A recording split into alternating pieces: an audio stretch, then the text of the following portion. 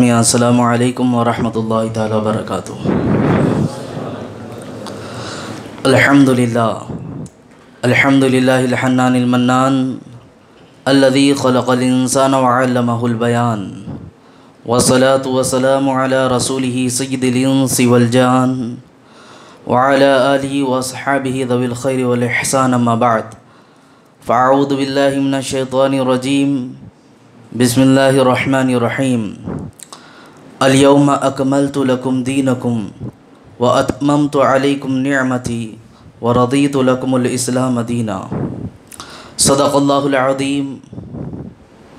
आइए कुछ अर्ज़ करने से पहले अपनी और सारी कायनात के मरकज़ अक़ीदत, आफ्ताब नबूवत, महताब रिसालत, ख़त्म रसूल यानी मौलाए कुल जनाब अहमद मुजतबा मोहम्मद मुस्तफ़ा सल्लल्लाहु अलैहि वसल्लम की बारगाह में दुरूद व सलाम का हदिया पेश करें। पढ़े अल्लाहुम्मा सल्लि अला सय्यिदना व शफ़ीअना मौलाना मुहम्मद बारिक वसल्लिम सलातु व सलामुन अलैका या रसूलल्लाह सल्लल्लाहु तआला अलैहि वसल्लम।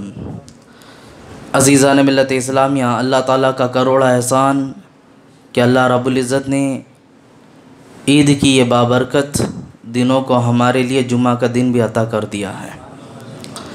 जुमा का दिन ऑलरेडी हदीस पाक में कहा गया कि ये ईद का दिन है, और फिर बकरा ईद भी हमारी चूँकि 3 दिन तक मनाई जाती है, उसके एतबार से देखा जाए तो आज ईद का दूसरा दिन है। तो दो ईदें एक साथ जमा हैं, मुबारक साआतें हैं। दिल खोल कर जो मांगना चाहे रब की बारगाह में अपने दामन मुराद को फैलाएं और सिद्क़ दिल के साथ अल्लाह रब्बुल इज़्ज़त की बारगाह में इल्तिजा और दुआ करें। इंशाअल्लाह आज की मुबारक साअतों के सदक़े अल्लाह हमारी दुआओं को ज़रूर कबूल फरमाएगा। अज़ीज़ान मिल्लत इस्लामिया, हज की फ़र्ज़ियत और हज का जो मफ़हूम आपने जाना, 9 ज़िलहिज्जा को हज फ़र्ज़ हुआ था, और सबसे पहले इसकी फ़र्ज़ियत के बाद जब रसूल पाक सल्लल्लाहु अलैहि वसल्लम पर इसके अहकाम नाजिल हुए तो आपने अपने चहीते सहाबी हज़रत अबू बकर सिद्दीक़ रज़ियल्लाहु अन्हु को हुक्म दिया था कि वो जाएं और हज करके आएं, और उनके ज़रिए ये पैगाम दिलवाया कि इसके बाद जो आने वाला हज है वो इंशाअल्लाह मेरे साथ होगा। ये हुज़ूर सल्लल्लाहु अलैहि वसल्लम ने पैगाम दिलवा दिया था। चूँकि जब ये ख़बर सहाबाए कराम के दरमियान पहुँच गई तो सहाबाए कराम इर्द गिर्द अतराक व अकनाफ़ के जहाँ से जो वही ख़बर पहुँचती रही, जितनी दूर तक लोगों को ये ख़बर पहुँचती रही, दूर दराज का सफ़र करके अगले सफ़र में जिसमें रसूल पाक सल्लल्लाहु अलैहि वसल्लम का हज होना था, जिसे हज्जतुल विदा भी हम कहते हैं, उस सफ़र में जौक दर जौक सहाबाए कराम का एक बड़ा लश्कर शामिल हुआ, और मदीना शरीफ मीक़ात जहाँ से एहराम बांध कर हुज़ूर सल्लल्लाहु अलैहि वसल्लम गए थे, वहाँ पर फरमाया जाता है तकरीबन 1,40,000 सहाबाए कराम जमा हो चुके थे। 1,40,000 ये तादाद बहुत बड़ी है। उसके बाद इस तादाद के साथ सहाबाए कराम जमा नहीं हुए, ये बड़ी तादाद के साथ तमाम सहाबाए कराम जमा थे। अज़ीज़ान मिल्लत इस्लामिया, सहाबाए कराम जिनकी अज़मत और जिनके मर्तबे का मकाम सिर्फ़ एक ही वजह से हासिल हुआ, वो ये कि उन्होंने हालत ईमान में रसूल पाक सल्लल्लाहु अलैहि वसल्लम को देख लिया और ईमान की हालत में दुनिया से रुखसत हो गए, सहाबियत के मंजिल पर वो फाइज़ हो गए।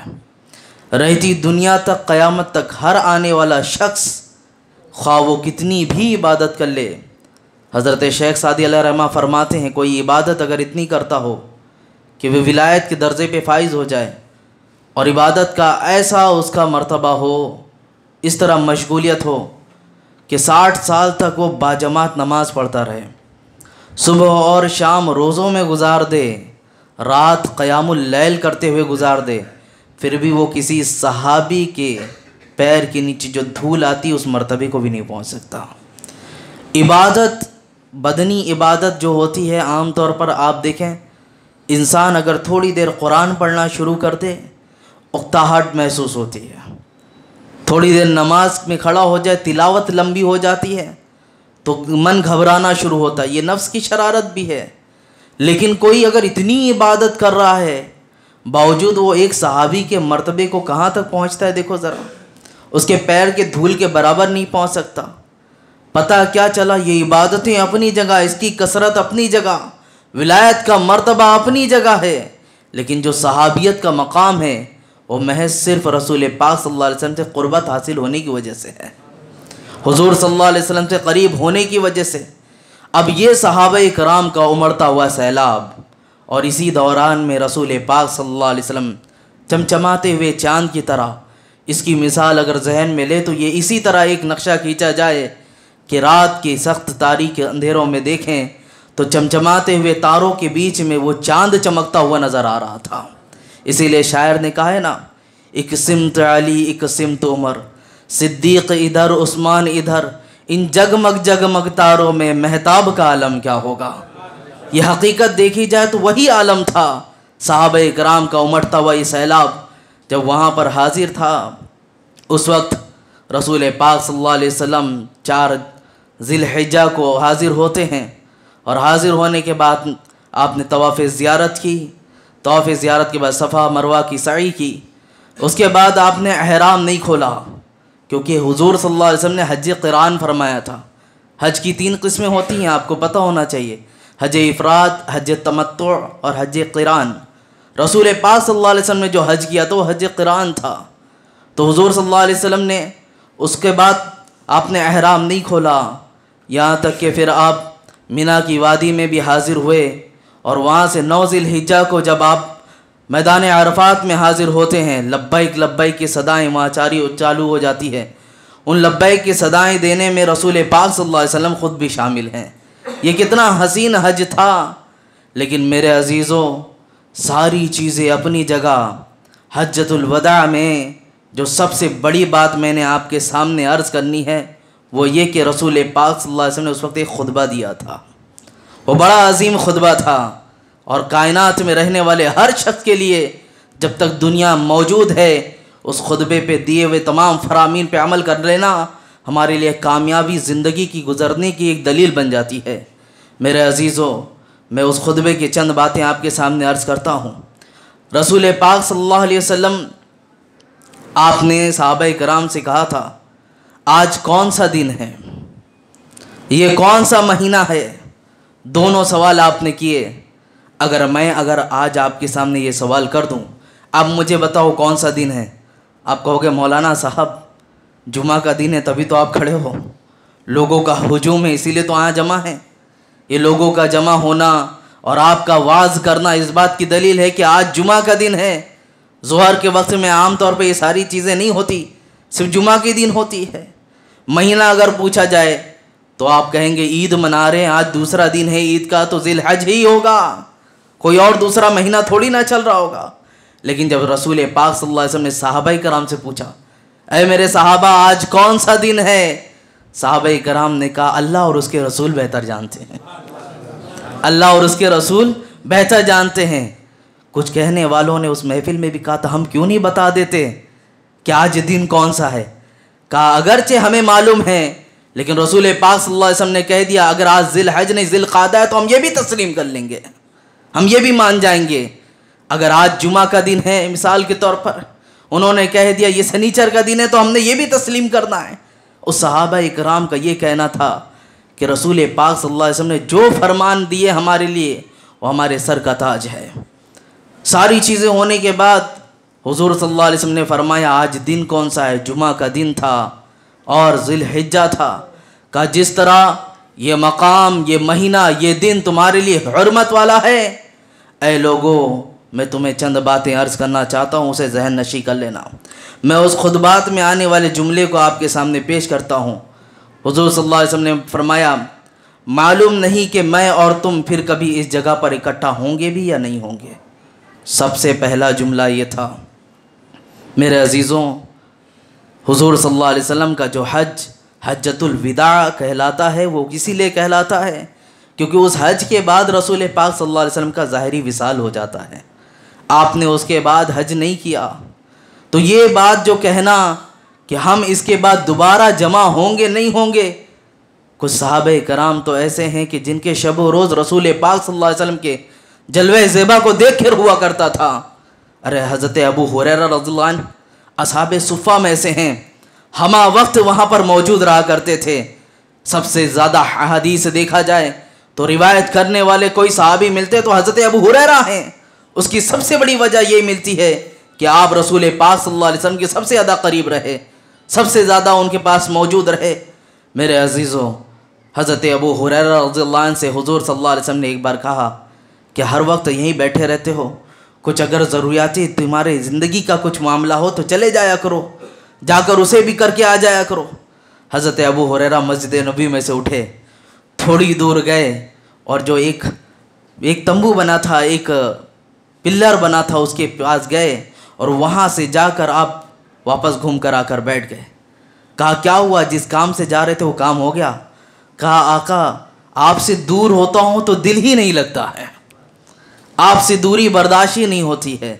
और इसी तरह की मोहब्बत हज़रत सौबान रज़ियल्लाहु अन्हु, उनके ज़िंदगी का ऐसा मामला, ऐसा सवाल उन्होंने किया, कहा या रसूलल्लाह सल्लल्लाहु अलैहि वसल्लम, हमें मालूम है हम आपसे मोहब्बत करते हैं तो जन्नत हमें मिलेगी ही, हम आपके सहाबी हैं, यकीनन हम जन्नत में जाएंगे।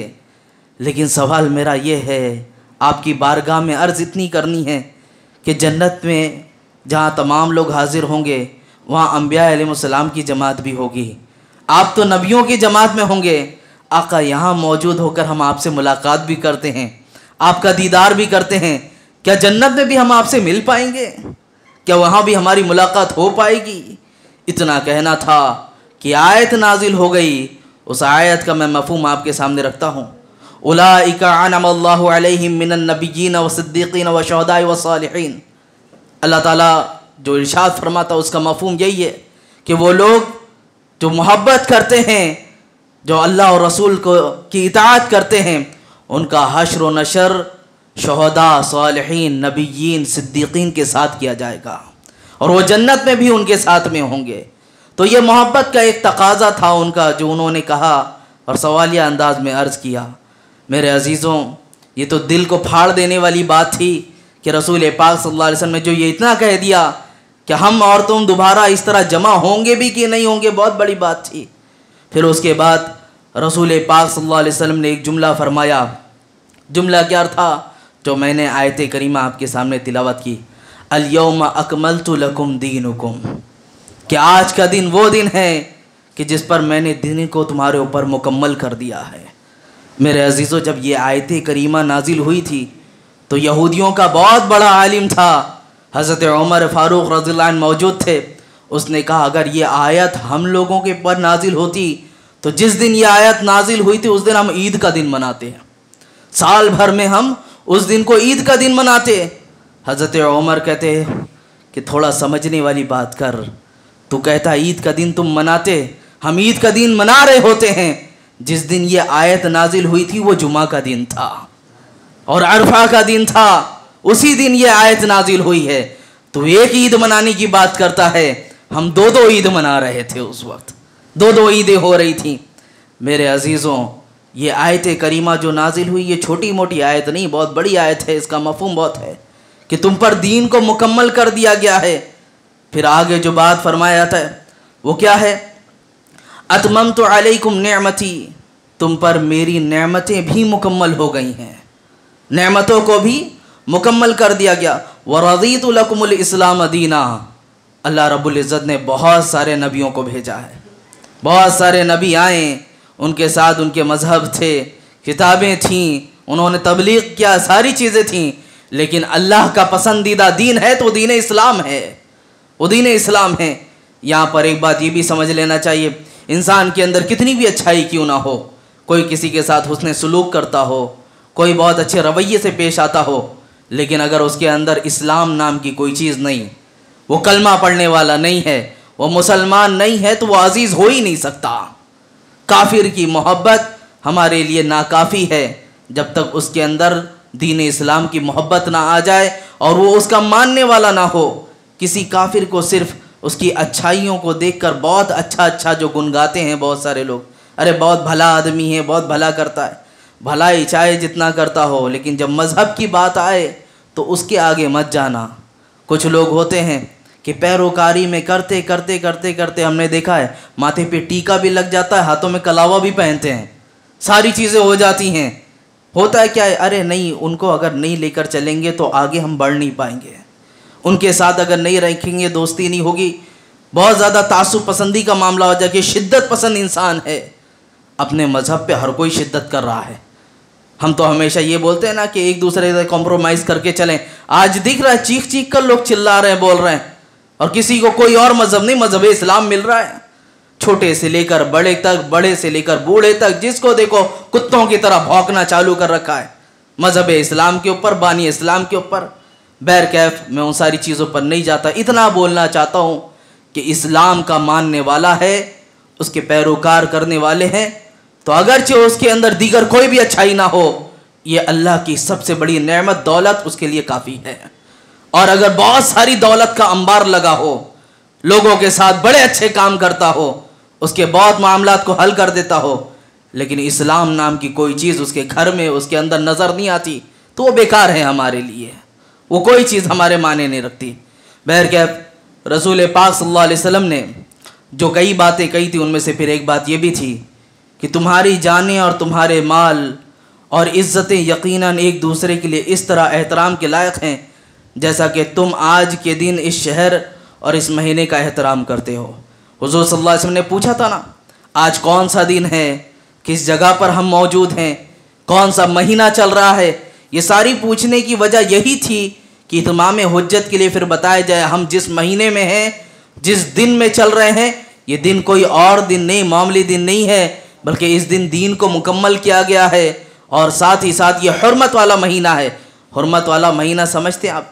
खाने काबा, मस्जिद हराम में अगर एक नेकी की जाए तो 1,00,000 नेकी के बराबर होती है, और इसी तरह अगर एक गुनाह भी किया जाए तो 1,00,000 गुनाह के बराबर होता है।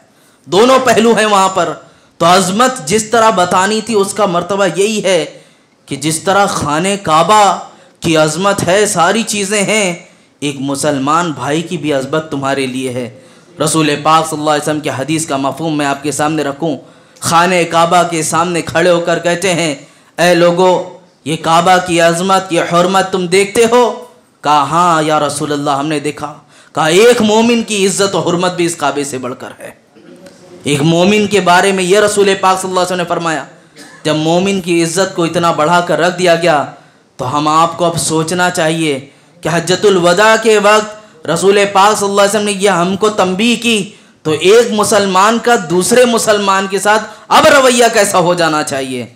क्या गली कूचे में नुक्कड़ पे बैठकर किसी को मौज़ूए सुखन बना लेना, उसके ऊपर तफसीरें करते रहना, ये एक मुसलमान का शेवा नहीं। ये रसूल पाक सल्लल्लाहु अलैहि वसल्लम का लाया हुआ दीन नहीं है कि किसी की ज़ात को मजरूह करते रहा जाए। बहरकैफ आगे और भी बातें हैं, मैं उसको आपके सामने अर्ज़ करूं। रसूल पाक सल्लल्लाहु अलैहि वसल्लम ये सारी बातें किससे कह रहे हैं? सहाबाए कराम से कर रहे हैं। हुज़ूर सल्लल्लाहु अलैहि वसल्लम सहाबाए कराम से बोलने का मकसद ही यही था कि ऐ मेरे सहाबा, मेरे बाद ये सारी बातें मेरी उम्मत तक पहुँचे और आने वाले अफराद इस पर अमल करते रहें। इसी मकसद के साथ ये मैसेज पहुँचाया गया। फिर आगे क्या फरमाते हैं कि तुम्हें अनकरीब खुदा के सामने हाजिर होना है और वो तुमसे तुम्हारे आमाल की निस्बत सवाल फरमाएगा। बहुत बड़ा जुमला है ये। जिस तरह आज हाजिर हैं हम अल्लाह की बारगाह में, सबको हाजिर होना है। अंबिया हों, शुहदा हों, सालिहीन हों, गुनहगार हों, सबको एक साथ खड़े होना है। और रब की बारगाह में जब हाजिर होना है तो रब ताला खड़े करके सवाल फरमाएगा, पूछेगा। इसीलिए तो दुआओं में हम बार बार कहते हैं, ऐ मौला बेसबब ही बख्श दे, क्योंकि तेरी गिरफ्त अगर हो गई तो हम क्या, बड़े बड़े आदिल, बड़े बड़े फाजिल भी तेरी गिरफ्त में पकड़े जाएंगे। क्योंकि तेरे अदल के बिना पर तो ये बहुत ही मुश्किल है कोई जन्नत में चला जाए। हम हमेशा तेरे फजल को तलाश करते हैं, इसीलिए कहते हैं कि बेसबब ही माफ़ कर दे मौला। हमारे अमाल तो ऐसे नहीं कि जिसकी बिना पर हमें बख्श दिया जाए।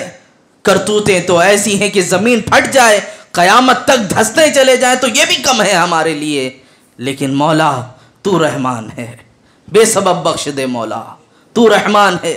अज़ीज़ान मिल्लत इस्लामिया, कुरान मजीद में जो फरमाएगा सुम्मा लतुसअलुन्ना यौमइदिन अनिन नईम, फिर वो दिन ऐसा होगा जिस दिन तुमसे हर नेमतों के बारे में सवाल किया जाएगा।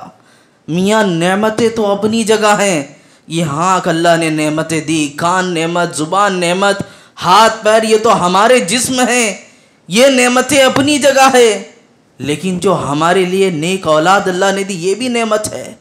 अल्लाह ने रहने के लिए घर दिया ये भी नेमत है, पहनने के लिए कपड़ा दिया ये भी नेमत है, खाने के लिए खाना दिया ये भी नेमत है, लोगों में इज्जत के साथ रखा ये भी नेमत है।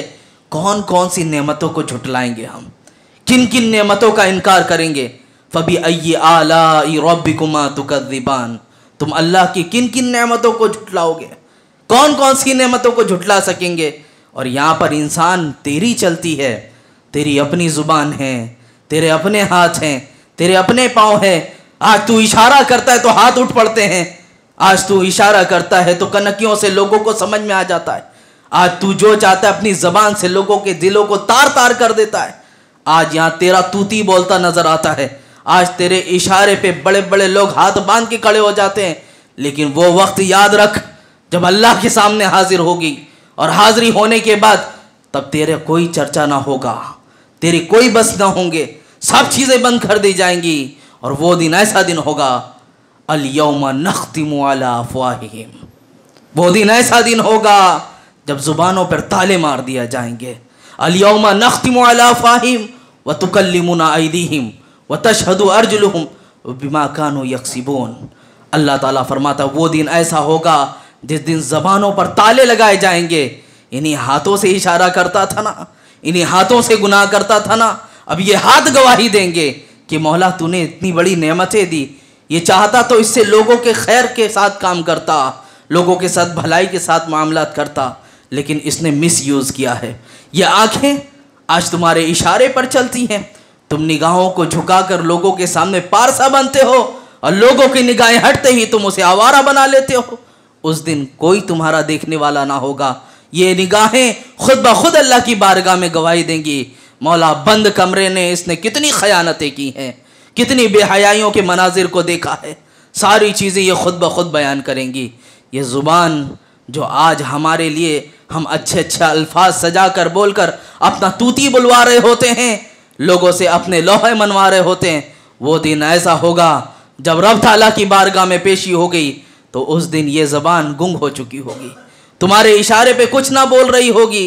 मेरे अजीज़ों, क्या ये सारी चीज़ें हमारे लिए कम है कि हमारे हाथ पैर ही हमारे खिलाफ खड़े हो जाएंगे? फिर हमें किस बात का घमंड होता है, फिर हमें किस बात का गुरूर है, फिर हमें कौन से अपने अमल पर तवक्को है? मियाँ ये तो सारी अपनी चीज़ है जो गवाही दे रही है। दो फरिश्ते और भी हैं साथ में जो हम वक्त जो कर रहे वो लिख भी रहे हैं, वो भी वहाँ पर पेश किया जाएगा। जब अल्लाह की बारगाह में पेशी होगी, उस रब के सामने खड़े होंगे तो ये भी तो पेश किया जाएगा। और मियाँ रिवायतों में दो चीज़ कही गई है। मैदान महशर के बारे में फरमाया गया कि मैदान महशर, कुछ लोगों ने ये कहा कि इसी दुनिया को जब मिटा दिया जाएगा, नीस्त तो नाबूद किया जाएगा, ये पहाड़ ख़त्म हो जाएंगे, सूरज चांद को मिटा दिया जाएगा, सारी चीज़ें ख़त्म होने के बाद इसी दुनिया को चटियाल मैदान कराकर इसी को जो मैदान हश्र बनाया जाएगा। और कुछ लोगों ने ये कहा कि मैदान आरफात को हश्र का मैदान बनाया जाएगा। ये दोनों बातें कही जाती हैं। मेरे अजीज़ों, जिस ज़मीन पर हम नमाज़ पढ़ रहे हैं, आज जो जगह बदली जाती हैं, यहाँ फ़लसफ़ा समझ लें। कुछ लोग फ़र्ज़ जमात के बाद ये फ़र्ज़ कर लिया उन्होंने कि बस सफ़ों से पीछे जाना है, ये कोई इबादत में से है। मियाँ कुछ लोग अगर इबादत में से समझ कर करते हैं तो अच्छी बात है, क्योंकि ज़मीन बदल बदल कर इबादत करना इसलिए होता है कि कहीं यहाँ सजदा कर लूँ, कहीं वहीं सजदा कर लूँ। कभी ऐसा हो गया कि हश्र के मैदान में खड़ा होना हुआ और हमें वो ज़मीन में असर आ गई जिस पर हम सजदा कर रहे होंगे, तो कम से कम ये गवाही तो देगी, मौला इसको मेरे लिए ठंडा कर दे, क्योंकि मैं वो ज़मीन हूँ जिस पर ये सजदा किया करता था। लेकिन इसका दूसरा पहलू भी देख लो, कहीं हमारे नीचे वो ज़मीनें आई जिस पर हमने गुनाह कर करके उसे लाल कर रखा है, तो बताओ वो हमारे खिलाफ क्या गवाही देगी, वो क्या सवाल कर रही होगी अल्लाह की बारगाह में? ये भी तो हमें जहन में रखा। मेरे अजीज़ों, रब की बारगाह में पेशी का ही खौफ तो सबसे ज़्यादा था सहाबा इकराम को, औलिया इकराम को। ये पेशी ही तो सबसे ज़्यादा है। मेरे अजीज़ों, आज हम रब की बारगाह में हाजिर होने के लिए तो यहाँ पर जमा है। जुमा का वक्त, जो जुमा कहा जाता है, उसकी वजह यही होती है, लोगों का जम्मे गफ़ीर होता है। ये सफ़ ब सफ़ लोगों का बंद कर आ जाना, ये क्या हमें हश्र के मैदान की याद नहीं दिलाती? हश्र के मैदान के बारे में नहीं बताता? कल्ला इदा दुक्कतिल अर्दु दक्कन दक्का वजाअल मलकु सफ़्फ़न सफ़्फ़ा। मियाँ हमारी बात तो छोड़ दो, फरिश्तों को भी सब ब सफ़ हाजिर होना पड़ेगा। ये तो फरिश्तों की भी बात होगी कि उनकी जमातें इतनी, उनकी तादाद इतनी कि कहा गया एक बार बैतुल मामूर के पास अगर 70,000 फरिश्ते हाजिर होते हैं तो जब उनकी हाजिरी हो जाती है तो दोबारा क़यामत तक उनकी हाजिरी नहीं आएगी। अब बताओ कितनी बड़ी सफ़ें होंगी, उनको सब ब सब हाजिर होना है। मियाँ तो हम कहाँ के हैं, हमें भी तो सब ब सब हाजिर होना है। कौन सा अमाल लेकर जाएंगे, कौन सी ऐसी चीज़ें की हैं? बस यही बताना है कि जुमा के दिन आते थे और 2 रकात पढ़ने के बाद सबसे ज़्यादा जल्दी होती थी भागने की, यही बताना है हमें? या ये बताना है कि मौला जब जब हालात बिगड़े तब तब हमने मस्जिदों का रुख किया है, मौला जब जब लॉकडाउन का मसला आया था तब तेरी मस्जिदों की फ़िक्र हुई है, और ये पूछा लोगों से मस्जिदें कब खुलेंगी? मुझे बहुत अफसोस होता है, ना जाने कितने लोगों ने लॉकडाउन की हालत में कहा था मौलाना मस्जिदें कब खुलेंगी, मस्जिदें कब खुलेंगी। दिल खुश होता था, हमारा मोमिन भाई मस्जिद में आने के लिए परेशान है। लेकिन आज मस्जिदें खुली हुई हैं, लेकिन लोगों की आमद नहीं हो रही है, लोगों का आना नहीं हो रहा है। मैं उनकी बातें नहीं करता जिनको जहाँ वक्त मैसर आता है वो नमाज पढ़ लेते हैं। मेरी इस बात से वो लोग खाली हैं, मुबर्रा हैं। मेरी बात उन लोगों के लिए है जो घरों में अपने वक्त को गुजार देते हैं, न घरों में ही नमाज अदा की, न मस्जिदों में आए, न मस्जिदों को आबाद किया। मेरे अजीज़ों, थोड़ी बातें सख्त लहजे से मैं कह रहा हूँ, लेकिन मुहासबा करना तो पड़ेगा। हम बहुत सारी जगहों पर घूमने टहलने सारी चीज़ें के लिए जाते हैं, जगह अच्छी लगती है तो बारहा कहते हैं कितनी अच्छी जगह है, यहीं पर घर हो जाता हमारा तो कितना अच्छा रहता। शब व रोज़ यहाँ के मनाजिर हम देख रहे होते, जहाँ के रहने की कोई उम्मीद नहीं, जहाँ हमारे पहुँचने का कोई आसरा नहीं, वहाँ की बड़ी उम्मीद हम लगाए हुए हैं। लेकिन जहाँ के बारे में कन्फर्म है यहाँ पहुँचना ही है, वहाँ की कोई तैयारी ही नहीं है। क्या कब्र में नहीं पहुँचना है, कब्रस्तान में नहीं जाना है? क्या हमारे साथ मौत के मामलात नहीं होने वाले हैं? कौन है जो उससे बच सकता है? दुनिया के बड़े बड़े ताजशाही आए हैं अपने सर पर ताज सजा कर, लेकिन कोई ऐसा नहीं रहा जो इन चीज़ों से खाली होकर जाए। ना दौलत बचा सकी है, ना ओहदा बचा सका है, ना मर्तबा बचा सका है। अभी आपने हाल में सुना 5 लोग निकले थे टाइटैनिक के मलबे को देखने के लिए। मियाँ ये तो बहाना था, मैं कहूँगा। जब मौत आनी होती है, हज़ारों फीट अंदर भी जाकर तुम्हारी मौत वहाँ रूह कब्ज़ कर दी जाएगी, तुम्हें मौत आकर रहेगी। ये बताना था मुसलमानों कि तुम चाहे कौमे आद की तरह अपने आप को बड़े पहाड़ों में बंद करके रख लो और ये सोचो कि आंधियाँ अब क्या हमारा बिगाड़ेंगी, तो अल्लाह की गिरफ्त वहाँ भी होगी। और तुम चाहो तो सातों ज़मीन के अंदर अपने आप को छुपा लो, मौत आनी है तो वहाँ भी पहुँच कर रहेगी, वहाँ भी मौत आएगी। मेरे अजीज़ों, ये सारी बातें मैंने इसलिए की, बातें और भी हैं। रसूल पाक सल्लल्लाहु अलैहि वसल्लम ने हज्जतुल विदा में सिर्फ इतनी ही बातें नहीं की, और भी नसीहतें थीं। औरतों के हवाले से भी कहा था कि औरतों के साथ नरमी के साथ पेश आओ, औरतों के साथ नरम लहजा इख्तियार करो, उनके साथ मामलात अच्छा रखो। हज़रत बुरैरा रज़ी अल्लाह अन्हा एक सहाबिया हैं, उनके बारे में कहा गया कि उनके जो शौहर थे उन्होंने उनके ख़िलाफ़ कुछ मामलात हुए और जाकर कहा हज़रत आयशा सिद्दीक़ा रज़ी अल्लाह अन्हा से कि मैं इनके साथ नहीं रहना चाहती, खुला करना चाहती हूँ। बहुत ज़िद किया। जो शौहर थे उन्होंने कहा नहीं, मैं इनके साथ रहना चाहता हूँ। फिर हुज़ूर सल्लल्लाहु अलैहि वसल्लम के पास ये मामला पहुँच गया। रसूल पाक सल्लल्लाहु अलैहि वसल्लम ने बुलाया, कहा क्या मामला है? कहा या रसूल अल्लाह, मैं इसके साथ नहीं रहना चाहती। हुज़ूर सल्लल्लाहु अलैहि वसल्लम ने कहा देख, तेरा शौहर है, चाहता है, ज़िद कर रहा है तुम्हारे साथ रहने की, चाहो तो तुम इसके साथ रह लो। कहा या रसूल अल्लाह, आपकी बारगाह में इतना अर्ज़ करना है, आपने जो ये कहा है कि मैं इसके साथ रहूं, यह आपका हुक्म है या मशवरा है? 2 में से एक चीज़ होगा ना, या तो हुक्म दिया जा रहा होगा या तो बात कही जा रही होगी। बहुत सारे लोग होते हैं हमारे दरमियान, आज बीवी के ऊपर जुल्म के पहाड़ तोड़े जा रहे हैं। समझाने वाले समझाने के लिए इस तरह पहुँचते हैं, मैं तेरे घर का बड़ा हूँ, क्या मेरी बात का भी लिहाज नहीं रखेगी, मेरी बात को भी नहीं सुनेगी? अरे वो बच्ची जिस तरह जुल्म की चक्कियों में पिस रही है उसका कोई ख्याल नहीं, सिर्फ अपने मकाम और मर्तबे का ख्याल है। ज़रा उसके बारे में भी सोचो। तुम्हारे चंद जुमले बोलने के बाद फिर उसके हर दिन किस तरह जहन्नम बने हुए होते हैं, उसके बारे में भी तो सोचना चाहिए। मेरे अजीज़ों, यहाँ पर रसूल पाक सल्लल्लाहु अलैहि वसल्लम से जब उस खातून ने ये कहा कि आका आपका ये हुक्म है या मशवरा है, रसूल पाक सल्लल्लाहु अलैहि वसल्लम ने फरमाया हुक्म नहीं, ये मशवरा है मेरा। कहा अगर आका ये आपका मशवरा है तो मैं इसके साथ रहना पसंद नहीं करती, मुझे खुला चाहिए। कहा अगर तेरी यही मर्जी है तो मेरी तरफ से तुझे इजाज़त है। ये इजाज़त रसूल पाक सल्लल्लाहु अलैहि वसल्लम ने दे दी। मामलात आए थे, अगर हुजूर सल्लल्लाहु अलैहि वसल्लम चाहते तो हुक्म दे देते। क्या कोई सहाबिया या कोई सहाबी उनकी बात को टाल सकता था? हरगिज़ नहीं टाल सकता था। तो मियाँ किसी के मामलात हों, औरतों के इस चीज़ को मैंने इसलिए रखा, बहुत सारे लोग घर के बड़े बूढ़े बनकर बैठे हैं, वो खाली बस यही चलते हैं, मैं तो बड़ा हूँ, मैं समझाऊंगा बात बन जाएगी। बात को समझाओ, रिश्ते को बाकी रखो, लेकिन पस मंज़र को भी देखते रहो। कहीं ऐसा तो नहीं कि घर की बच्ची हमारी किसी जुल्म में पिस रही हो, किसी हालात का शिकार हो रही हो। दिन ब दिन आपके सामने न्यूज़ आ रही होती है कि बच्ची को सिर्फ जहेज की लालच में मार दिया गया है, चाकुओं मार मार के उसे ख़त्म कर दिया गया। बच्ची क्यों नहीं बोल पाती है? क्यों नहीं कह सकती है कि यहाँ आप बोलकर कुछ फ़ायदा ही नहीं है घर में? घर वालों ने तो एक बोझ समझकर हमें अपने से रुखसत कर दिया। मेरे अजीज़ों, अगर कोई भी मामला इस तरह होते हैं तो दोनों पहलू पर गौर करें। अगर बात बन सकती है साथ में रहने की तो साथ लेकर चलें, और नहीं रह सकती तो उस बच्ची के साथ और भी मामलात हैं। निकाह तलाक के मामलात, तलाक सिर्फ एक गलत नाम का ही नाम नहीं है कि किसी ने गलत काम किया तलाक देकर। तलाक एक तरह की रुखसती भी है।